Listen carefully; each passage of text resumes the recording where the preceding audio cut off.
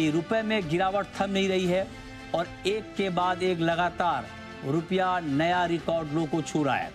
कल भी रुपया ऑल टाइम लो पर था और आज भी रुपए ने नया ऑल टाइम लो को टच किया है। सवाल यह है कि रुपए में आखिर इतनी गिरावट है क्यों, गिरावट थम क्यों नहीं रही है और क्या रुपया अभी और कमजोर होगा, यही हम आपको बताएंगे। तो सबसे पहले आप जानिए कि आज डॉलर के मुकाबले रुपये में हुआ क्या है। तो सबसे पहले आपको बता दें कि रुपया कल भी ऑल टाइम लो पर था। आज जो नया लो है, $1 की कीमत अब हो गई है 89 रुपये 95 पैसे। यहाँ का इस लेवल का ऑल टाइम लो रुपए ने आज छुआ है, 43 पैसे गिरकर इस लेवल तक पहुंचा।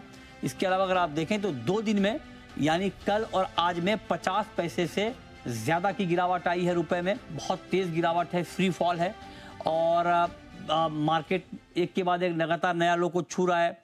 और सोमवार को रुपया 89 रुपये 83 पैसे के लेवल तक फिसला था, लेकिन आज ये गिरावट यहाँ से और बढ़ गई है।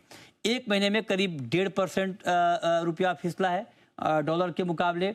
इस साल अब तक करीब करीब 5% की गिरावट आई है रुपए में और एक साल में अगर आप देखें तो रुपया 6% से ज़्यादा फिसला है। तो ये रुपए की कहानी है, बहुत तेज़ गिरावट है। और अब सवाल यह है कि रुपया रुकता क्यों नहीं, आखिर ये गिरावट लगातार कंटिन्यू क्यों है। तो डॉलर की मांग लगातार बढ़ रही है, मांग ज़्यादा है, सप्लाई कम है, उसका इम्पैक्ट हम देख रहे हैं। इंपोर्टर्स की हेजिंग में जो है डॉलर की डिमांड बढ़ रही है, उसके मुकाबले सप्लाई कम है, उसका इम्पैक्ट हम देख रहे हैं। इसके अलावा अगर आप देखें तो भारत यूएस ट्रेड डील में जो देरी हो रही है उससे मार्केट का सेंटीमेंट वीक है, उसका भी बड़ा इम्पैक्ट हम रुपए की कीमतों पर देख रहे हैं और रुपया लगातार यहाँ से वीक हो रहा है। विदेशी निवेशकों की भारतीय बाजारों में बिकवाली लगातार जारी है और जो विदेशी निवेशकों की बिकवाली हो रही है इससे रुपए का सेंटीमेंट लगातार वीक हो रहा है। आंकड़ा ये बताता है कि जुलाई से नवंबर के बीच विदेशी निवेशकों ने कैश में करीब करीब 1.5 लाख करोड़ के शेयर बेचे हैं। तो इससे मार्केट में घबराहट का माहौल है। आज भी आप देखिए शेयर मार्केट गिरा हुआ है, उसका इम्पैक्ट है। लेकिन अब आप ये जानना चाहते हैं कि आखिर रुपए की कमजोरी कैसे बढ़ती चली गई।